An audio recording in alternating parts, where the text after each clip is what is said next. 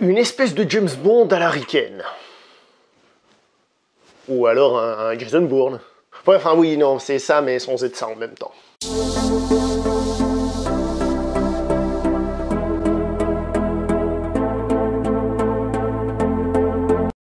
Bonjour à toi très chers spectateurs et bienvenue pour cette nouvelle critique en post-projection. Il va être aujourd'hui question du film American Assassin, baptisé au Québec Assassin américain. C'est bien, la traduction est simple, ça j'aime bien, et en plus elle est juste. Le film est une réalisation de Michael Cuesta, un réalisateur que, d'après ce que j'ai vu, il fait de temps en temps des séries télé, de temps en temps des films, il oscille entre l'un et l'autre, mais je dois avouer que j'ai vu aucun de ses films, donc je peux difficilement comparer. Au casting, nous avons Dylan O'Brien, celui que nous avions vu dans la saga Le Labyrinthe, par exemple, et nous avons Michael Keaton, à savoir Batman. Oui, je sais, désolé. Alors, quelle note je donne à ce film? Le choix est complexe, j'ai parfois l'impression d'être dans Qui veut gagner des millions, vous savez. Je vais lui donner un 6 sur 10. C'est peut-être un peu méchant, mais en même temps non. Sachez que c'est un film divertissant, qui pourrait être tellement plus, mais qui a un gros problème. À la base de ce film, on trouve une saga de livres, écrits par un Américain, je suis sûr que ça vous surprend que je vous dise ça, qui raconte donc l'histoire de cet agent un peu bourru et qui n'hésite pas à user de la violence. On va dire que c'est presque un précurseur à Jack Bauer dans la série 24 heures chrono. Mais j'ai jamais lu les livres, donc je vous dis ça un peu au hasard. Le film, dont il est question aujourd'hui, est adapté d'un roman, mais non pas du premier. En fait, il est adapté de la préquelle.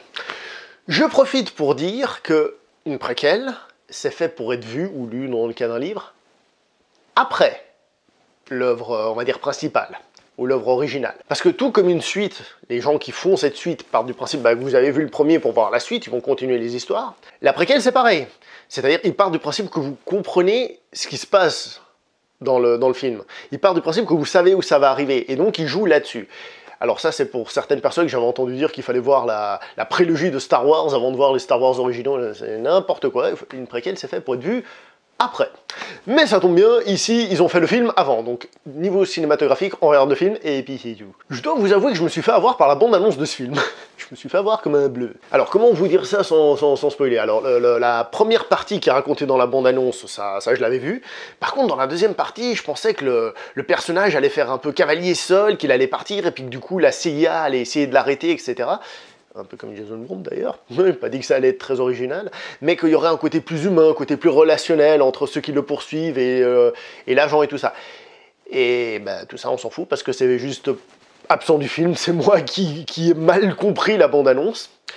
Alors si déjà des fois on a de la peine à comprendre des films, j'ai de la peine à comprendre des films, alors si en plus je commence à plus comprendre les bandes-annonces, mon dieu, ça va être compliqué. Le film commence par une scène magnifique, une scène somptueuse, une scène vraiment grandiose. C'est beau, c'est surprenant, c'est violent, c'est bien réalisé. Ah franchement, la première scène du film, j'étais dedans, j'ai fait waouh. Ah ça c'est super. Franchement c'est super. Et généralement quand la scène d'intro nous fait ça, alors c'est soit le film est génial, soit alors le film après est décevant. C'est pas tout à fait le cas ici. Je dirais que le film il baisse en intensité peu à peu, d'accord? Il commence très bien et peu à peu il baisse un petit peu à peu en qualité. Mais pour tout vous dire, je trouve le film vraiment excellent jusqu'à la scène de la réalité virtuelle. Comme ça, pour ceux qui vont voir le film, vous voyez à peu près de quoi je parle.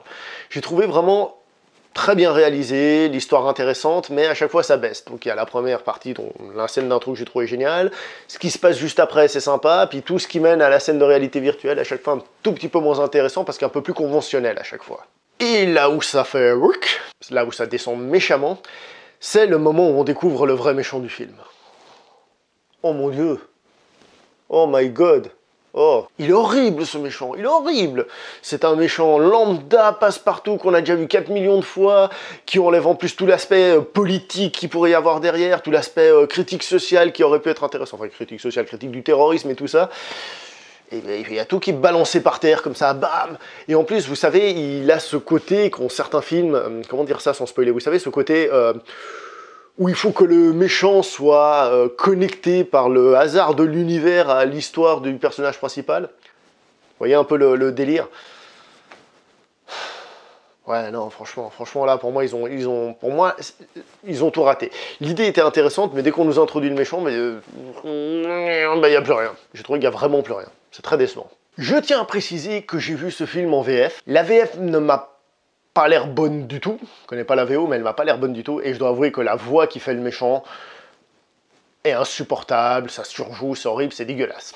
Donc peut-être que le méchant, en fait, en VO, il est plus crédible, mais en VF, aïe aïe aïe. Et je vais encore être méchant avec le méchant, parce qu'il se trouve qu'il est interprété par un acteur qui s'appelle Taylor Kitsch. Ça explique peut-être certaines choses. C'est pas gentil de se moquer du nom d'une personne, mais il se trouve que le hasard fait des fois bien les choses. Mais à part ça, la réalisation du film est vraiment bonne du début à la fin. Hein. Je veux dire, les scènes d'action sont super lisibles. Je pense à la scène des chiens dans la voiture, qui était casse-gueule, mais avec le montage et tout, tout est super lisible. C'est violent, il y a du sang, ça j'aime bien, il y a du sang, il y a de la violence. Le film n'a pas peur de montrer, comment on dit déjà, de montrer la merde au chat. Non, sérieusement, le film est violent et c'est bien. Il y a même des jets de sang sur la caméra plusieurs fois. Alors bien sûr, évidemment, ça fait numériquement tout ce que vous voulez, mais c'est quand même un bel effet. Franchement, ça passe bien. Au niveau des acteurs, donc nous avons Dylan O'Brien, comme je vous ai dit, celui qui avait fait le labyrinthe, que je trouvais plutôt bon dans le labyrinthe. Il avait une tête qui faisait que ça passait. C'était pas un super acteur, mais ça passait. Et là, dans ce film, ben, il a une tête toujours de gamin, mais ça colle bien avec ce côté débutant dans la CIA, débutant dans le monde de l'espionnage, mais il est quand même super crédible avec un gun à la main. Je veux dire, ça passe très très bien. Nous avons, comme j'ai dit, Michael Keaton, qui, comme tous ces derniers temps, est excellent. Franchement, il est excellent. La seule chose que je peux dire, c'est qu'il fait toujours un peu la même chose, et que du coup, j'ai peur qu'avec le temps, bah, les gens se relassent à nouveau de lui, et qu'on ne le voit plus. Dans ce film, il me semble cependant qu'il fait une petite variante de ce qu'il fait d'habitude, c'est-à-dire léger, hein, un petit peu différent, mais pas grand chose. Moi j'aime beaucoup, mais je pense que ça risque de poser problème à la longue. Donc au final, qu'est-ce qu'on a? On a une petite série B bien sympa, bien rythmée, des bonnes scènes d'action, des acteurs bons, plutôt bons, et tout qui tombe à l'eau alors qu'on aurait pu avoir un scénario, tout ça. C'est pour ça que je parle vraiment de que ce film a un potentiel qui est gâché, ça me déçoit. J'aurais voulu qu'il aille plus loin, il aurait pu aller plus loin. En tant que tel, c'est vraiment un honnête divertissement, donc je ne vous le déconseille pas. Mais c'est dommage, c'est dommage. Surtout que, comme j'ai dit, il est adapté d'une série de livres, donc c'est possible que ça parte sur une saga, ce qui ne serait pas forcément mauvais, mais du coup, j'espère que les scénarios seront un tout petit peu plus intéressants. D'ailleurs, parenthèse, j'ai entendu dire que le méchant de ce film n'était pas dans le livre original.